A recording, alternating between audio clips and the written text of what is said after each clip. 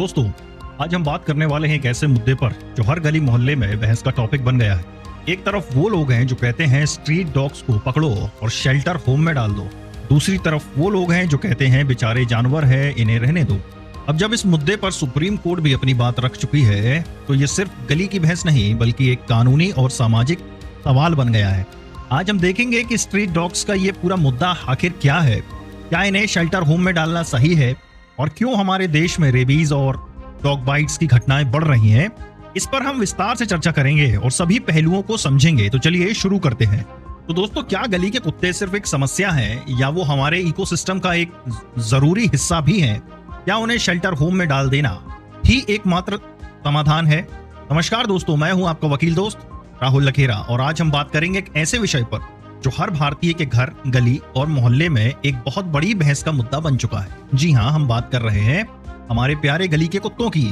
अब आप सोच रहे होंगे कि इसमें क्या बड़ी बात है, लेकिन मामला तब गंभीर हो जाता है जब स्ट्रीट डॉग्स के काटने की घटनाएं बढ़ती हैं और इसका सीधा कनेक्शन रेबीज जैसी खतरनाक बीमारी से होता है। आज हम इस मुद्दे के सभी पहलुओं पर बात करेंगे, समझेंगे कि सुप्रीम कोर्ट ने इस पर क्या कहा है और उन लोगों के तर्कों को भी देखेंगे जो कहते हैं कि कुत्तों को शेल्टर होम में डाल देना चाहिए। हम यह भी जानेंगे कि क्यों कुछ लोग, खासकर बॉलीवुड एक्टर्स जो खुद ऐसी गाड़ियों में चलते हैं, आसपास 10-12 बॉडीगार्ड्स भी चलते हैं, इन कुत्तों के समर्थन में आते हैं। साथ ही साथ हम कुत्तों की साइकोलॉजी को समझेंगे कि आखिर वे बच्चों और बूढ़ों को ज्यादा क्यों काटते हैं। ये सारी बातें बहुत ही सरल और मजेदार तरीके से समझेंगे। तो चलिए शुरू करते हैं। स्ट्रीट डॉग्स को शेल्टर होम में डालना क्या सही है? ये एक बड़ा सवाल है। कुछ लोग कहते हैं कि ऐसा करने से डॉग बाइट्स की समस्या खत्म हो जाएगी और शहर साफ हो जाएगा, लेकिन क्या ये वाकई संभव है? सुप्रीम कोर्ट ने इस मामले में कई बार अपनी राय दी है। Animal welfare board of India AWBI के दिशा निर्देशों के अनुसार स्ट्रीट डॉग्स को उनकी जगह से हटाया नहीं जा सकता। उन्हें केवल animal birth control ABC programme के तहत पकड़कर स्टेरिलाइज किया जा सकता है और फिर उसी जगह पर वापस छोड़ना होता है जहां से उन्हें पकड़ा गया था। यह इसलिए किया जाता है ताकि उनकी आबादी को नियंत्रित किया जा सके और उनकी आक्रामकता भी कम हो। IPC जो BNS में जानवरों के प्रति क्रूरता पर भी कानून है, भारतीय न्याय संहिता के तहत किसी भी जानवर को जानबूझकर मारना, जख्मी करना या अपंग करना एक अपराध है। इसका मतलब है कि आप अपनी मर्जी से किसी कुत्ते को मार या घायल नहीं कर सकते। अगर आप सारे कुत्तों को पकड़कर शेल्टर होम में डाल देंगे तो क्या होगा, अब इसे समझो। पहला, हमारे पास उतने शेल्टर होम्स ही नहीं है। दूसरा, कुत्ते अपने इलाकों को अपनी टेरिटरी मानते हैं। अगर आप उन्हें हटाते हैं तो दूसरे इलाके के कुत्ते उस जगह पर आ जाएंगे और उनके बीच लड़ाइयां होंगी। तीसरा, कुत्ते फूड चेन का हिस्सा हैं। वे चूहे और अन्य छोटे जानवरों की आबादी को कंट्रोल करते हैं। अगर कुत्ते नहीं होंगे तो चूहों की संख्या बेतहाशा बढ़ेगी, जिससे और भी बीमारियां फैलेंगी।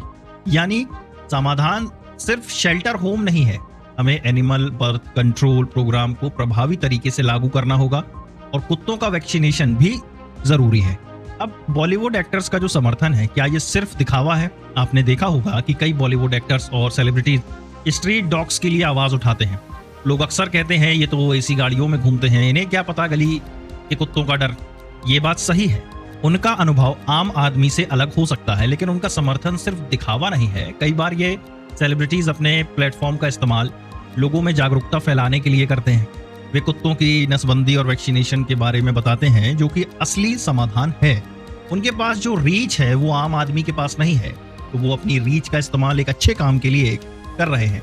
हाँ, ये एक अलग बात है कि गली के लोगों की समस्या को समझना भी उतना ही जरूरी है। अब समझते हैं कि आखिर क्यों बढ़ रहे हैं रेबीज के मामले। रेबीज एक बेहद खतरनाक बीमारी है जो संक्रमित जानवरों के काटने से फैलती है। भारत में रेबीज के मामले बहुत ज्यादा हैं।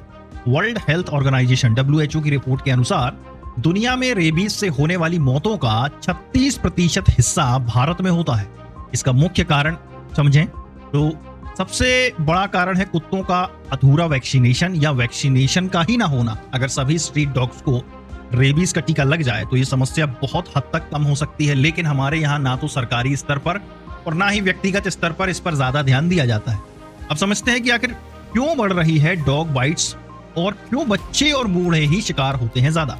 डॉग बाइट्स के मामले इसलिए बढ़ रहे हैं क्योंकि कुत्तों की आबादी तेजी से बढ़ रही है और उनके बीच खाना और जगह के लिए कंपटीशन बढ़ गया है। लेकिन एक बात ध्यान देने लायक है कि कुत्ते बेवजह नहीं काटते। उनकी अपनी साइकोलॉजी होती है। टेरिटोरियल बिहेवियर, कुत्ते अपनी जगह को लेकर बहुत संवेदनशील होते हैं। अगर कोई अजनबी उनकी टेरिटरी में आता है, खासकर अगर वो डरपोक है या अचानक कोई हरकत करता है, तो कुत्ते उसे खतरे के रूप में देखते हैं और काट सकते हैं। कुत्ते इंसान की बॉडी लैंग्वेज को बहुत अच्छे से समझते हैं।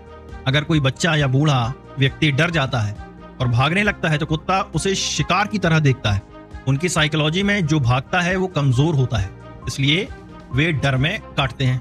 बच्चे अक्सर कुत्तों के साथ खेलते समय ऐसी हरकतें कर देते हैं जो कुत्तों को पसंद नहीं आती, जैसे पूंछ खींचना, कान पकड़ना या अचानक शोर मचाना। ये सब कुत्ते को आक्रामक बना सकता है।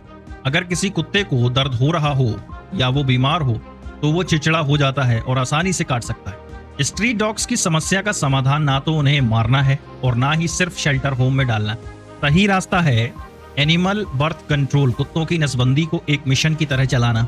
दूसरा, वैक्सीनेशन, सभी कुत्तों को रेबीज का टीका लगाना। लोगों को कुत्तों की साइकोलॉजी के बारे में बताना और सिखाना कि उनके साथ कैसे पेश आना है। जानवरों के प्रति क्रूरता को रोकना और कानून का सख्ती से पालन करना। तो दोस्तों, ये मुद्दा सिर्फ कुत्तों का नहीं है, ये हमारे समाज का भी है। अगर हम सब मिलकर इन समाधानों पर काम करें तो हम एक ऐसा समाज बना सकते हैं जहां इंसान और जानवर दोनों शांति से रह सकें। अगर आप इस बारे में और जानकारी चाहते हैं तो कमेंट सेक्शन में जरूर बताएं और इस वीडियो को लाइक और शेयर करना ना भूलें।